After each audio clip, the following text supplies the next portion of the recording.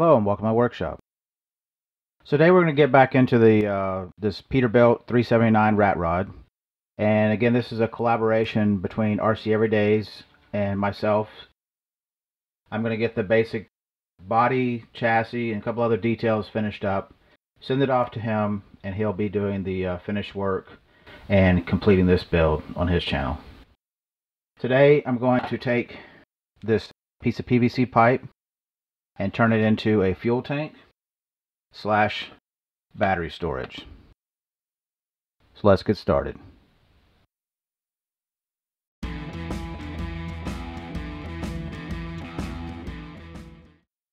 Okay, so I've cut the piece of PVC pipe.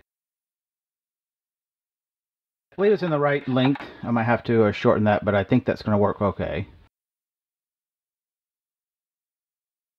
The fuel tank is going to sit just a few millimeters off the back of the cab, and what I'll do is make a mount to go across and end up cutting a hole in the bottom to run the wires out, and that'll tuck up underneath here. But to get the end caps, I'm going to try a technique called slumping. So I have this hole cut out, and it's just slightly bigger than the outside of the PVC pipe. I'll take a sheet of styrene, set it on top of here, and then just start gently heating this up. And the idea is that the gravity will pull this in somewhat of a natural dish shape. And once it cools off, I can come back and trim this up, and then I'll have a nice, domed end. I'll do this for both sides. One I'll glue on permanently, and the other one I'll make a little slip ring that goes inside so that could be a removable cap. So let's continue on.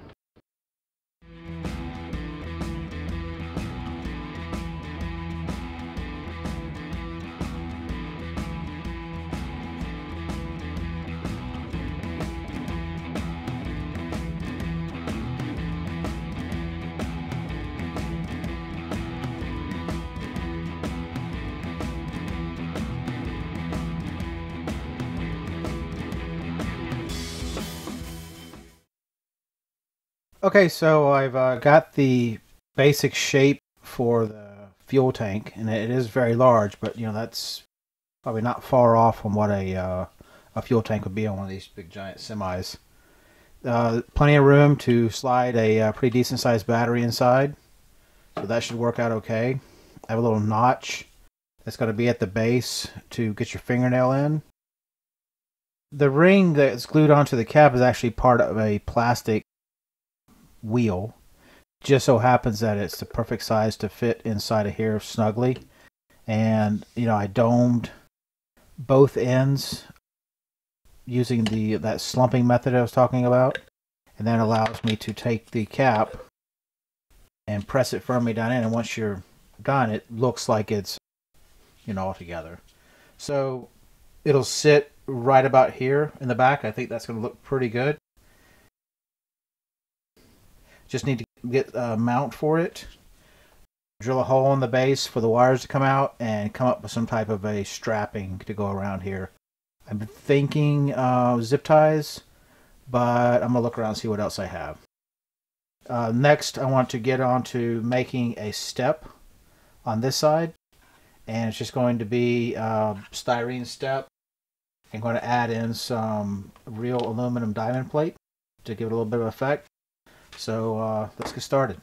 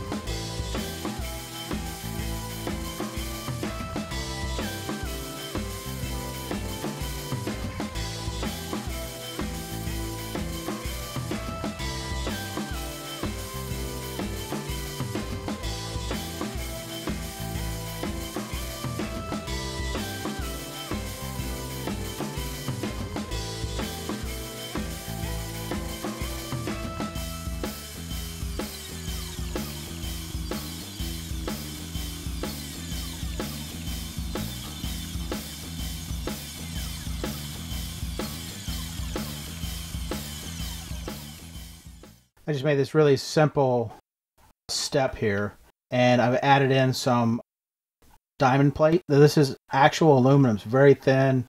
It's extremely detailed. It's really cool stuff. But just add a little piece in I had left over. Bolts right in, and that actually acts as the positive stop for the body. And then work on getting the fuel tank mounted with some type of a bracket across here, as well as straps and a filler cap. So let's get to it.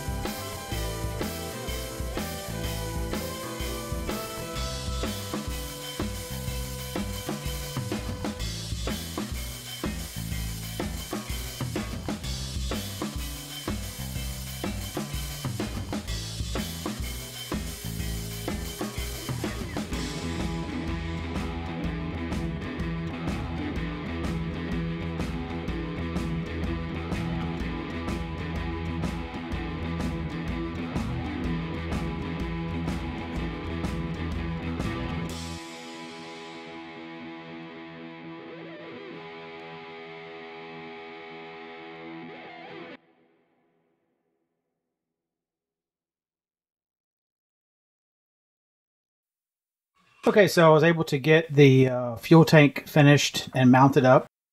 Just a simple little bracket that's bolted into the chassis, and you have some screws that are tapped into the plastic. It's plenty thick enough to should hold this no problem.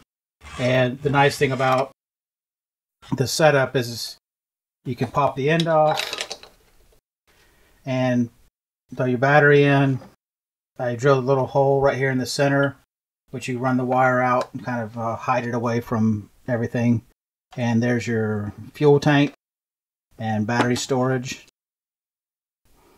I think it's turned out pretty good.